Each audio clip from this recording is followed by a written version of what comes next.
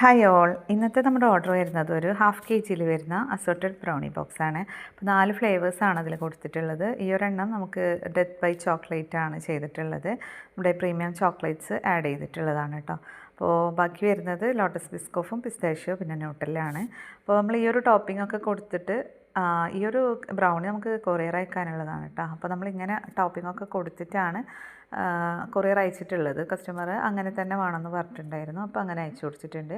Normally നമ്മൾ സ്പ്രെഡൊക്കെ separate ആയിട്ടാണ് ആദ്യമൊക്കെ കൊടുത്തുകൊണ്ടിരുന്നത്. പക്ഷേ ഇപ്പോൾ ഈ ഒരു രീതിക്ക് നമ്മൾ കൊറിയർ അയക്കുന്നുണ്ട് കേട്ടോ.